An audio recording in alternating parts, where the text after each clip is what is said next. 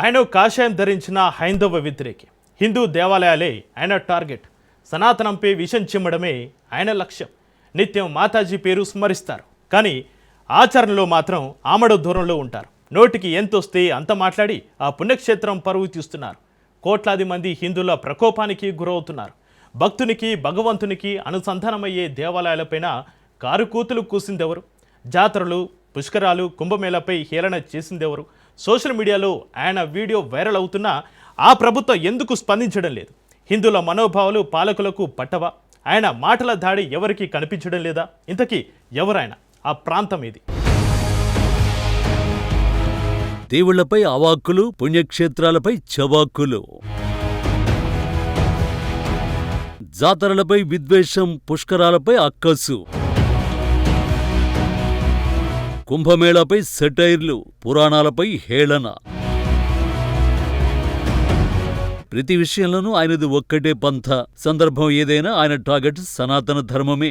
శ్రీశైలం మల్లికార్జున స్వామిని దర్శించొద్దట, తిరుమల వెంకన్న స్వామిని ఆరాధించొద్దట, గానగాపురి దత్తాత్రేయుని పూజించొద్దట, హిందూ పుణ్యక్షేత్రాలను సందర్శించడం దండగట. ఈ మాటలన్నది నాస్తికులు, హేతువాదులు కాదు, ఓ కాషాయధారి సుభాషితాలు. మహాయోగిని శ్రీ మాణికేశ్వరి మాత ట్రస్ట్ అధ్యక్షుడు శివయ్య స్వామి మాటలు తీవ్ర దుమారం రేపుతున్నాయి.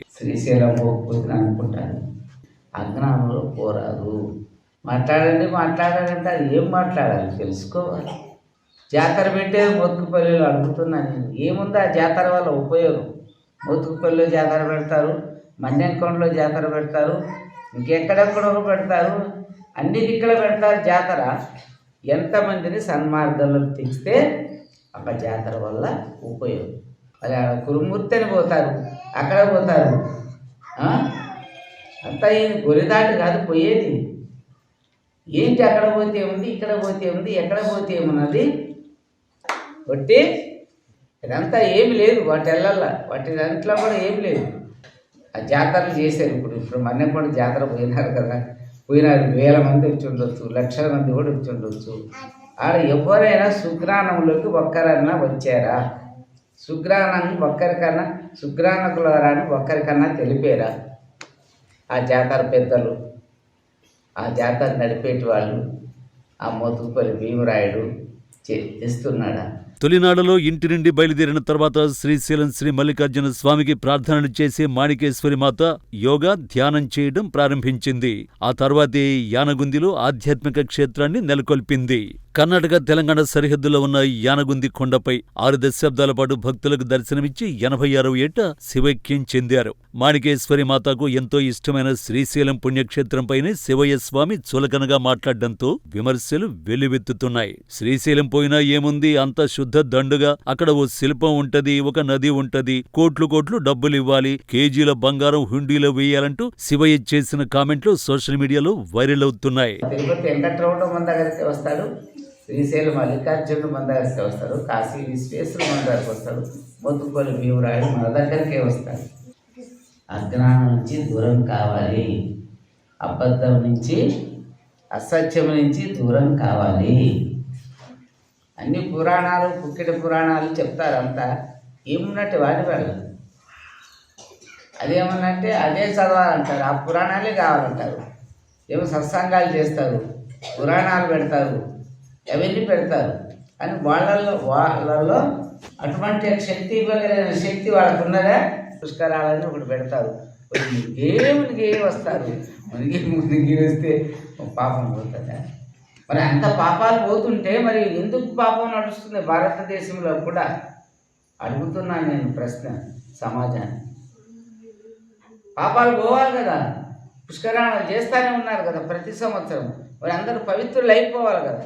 చెప్పలేమన్నా గది ఎవరు కానీ చెప్పరు, ఏం చెప్పరు. అందరూ పవిత్రులు అయిపోవాలి కదా, అందరూ మునుకుతానే ఉంటారు కదా నదుల్లో. మొన్ననే చేసి వచ్చారు కదా అంటున్నా. ఎక్కడనో కుంభమేళ.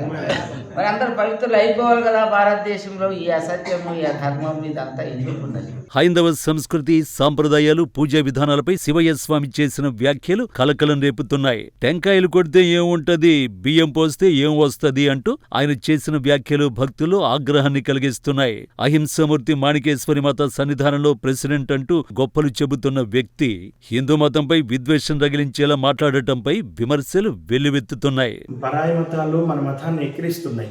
అటువంటి తరుణంలో ఈ మహానుభావుడు ఏం చెప్తున్నాడు ప్రజలందరికీ కూడా, ఆ జాతరకు వెళ్ళకండి, ఆ జాతరలో ఇక్కడ ఏం లేదు అక్కడ ఏం లేదని మన సనాతన ధర్మాన్ని కించపరుస్తున్నాడు.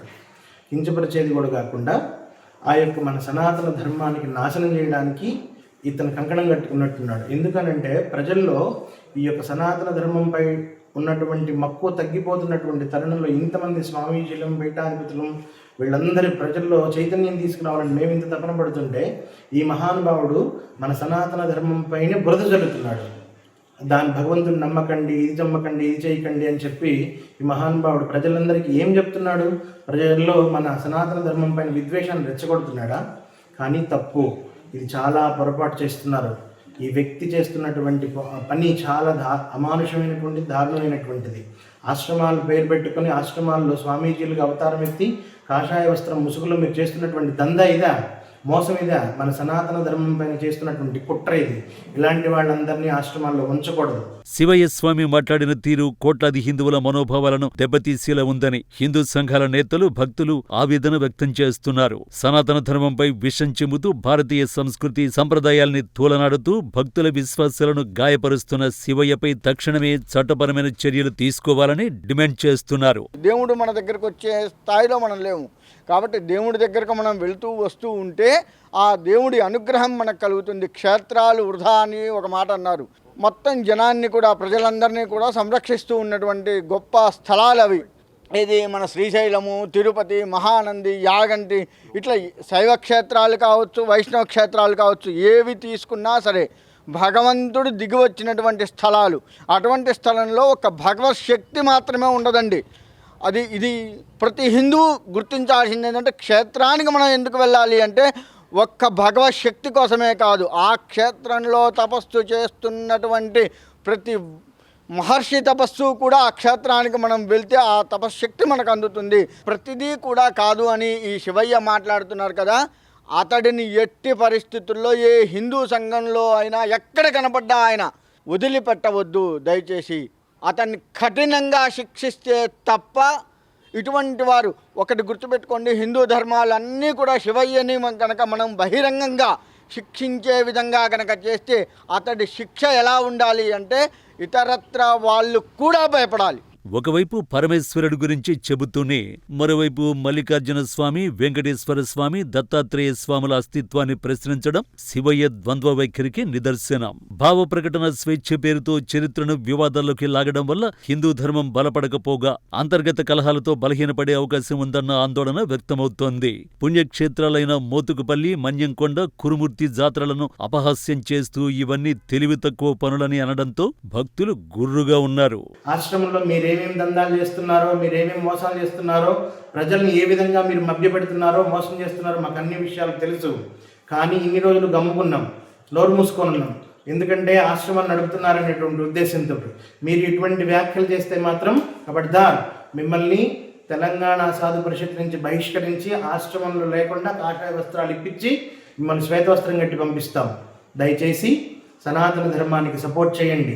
ఇప్పుడున్నటువంటి తరుణంలో హిందువులందరిలో వైషమ్యం రెచ్చగొడుతున్నారు. మీరు ఈ విషయాలను మానుకోండి, ఇటువంటి వ్యాఖ్యలు చేయకండి. ఇక హిందూ ధర్మం జోలికి కానీ, దేవాలయాల జోలికి కానీ, ఆశ్రమాల జోలికి కానీ వస్తే కష్టంరా అని ప్రతి వారికి భయం ఉంటుంది. ఆ విధంగా కనుక మనం ఈ యొక్క సాధువుని ఈ విధంగా దొంగ సాధువు అనకూడదు, సాధువులు మహా గొప్పవారు అటువంటి వారిని అనకూడదు. ఇలా దొంగ స్వాములు ఎవరైతే ఉన్నారో వారందరికీ కూడా బుద్ధి వచ్చేలా చేయాలంటే ఇతన్ని ఇప్పుడు నేను చెప్పినట్లుగా కనుక శిక్ష విధించగలిగితే తప్పకుండా ప్రతి హిందువుకి తెలిసి వస్తుంది, దొంగ స్వాములకు బుద్ధి వస్తుంది. అందులో ఎటువంటి సందేహం లేదు.